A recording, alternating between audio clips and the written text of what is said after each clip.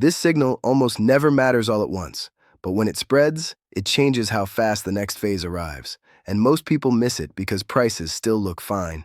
In our strategy, we track risk through a 5-phase cycle. We do not predict headlines. We track signals and how pressure moves through the system. We are reviewing a video focused on BlackRock and private credit stress. The creator highlights losses, failed credit structures, and layoffs. Our role is to translate that into our strategy framework. The argument is straightforward.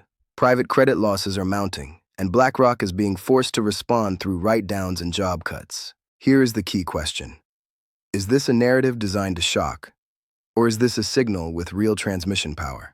In our strategy, this is a credit signal, more specifically, private credit stress, not yet a system-wide liquidity event.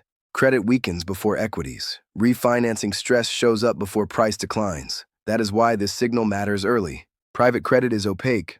Losses surface late, but when they surface, they accelerate quickly. Fee waivers matter. Coverage test failures matter. Those are mechanical stress indicators, not opinions. Single fraud cases are not the signal. Ideological framing is not the signal. The structure is the signal. This aligns with late Phase 1 behavior. Melt-up conditions with internal cracks.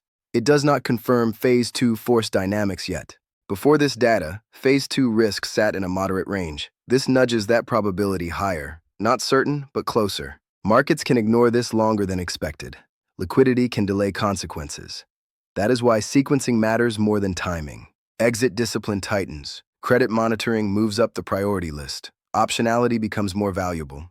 This is not a crash call. This does not invalidate melt-up participation with exits. This does not justify flipping the entire plan.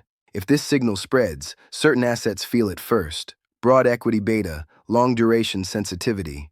This is still early, not a deployment window, but no longer distant. Quick disclaimer, this is educational macro commentary, not financial advice. Credit spreads, business development company performance, funding conditions, and refinancing stress. This is where it becomes actionable. Watch confirmation, not headlines. If credit stabilizes, this fades. If liquidity re-accelerates, this delays. If spreads widen, this escalates. The signal is real. The narrative is exaggerated. The probability shift is modest, but important. We do not need to be early. We just cannot afford to be late.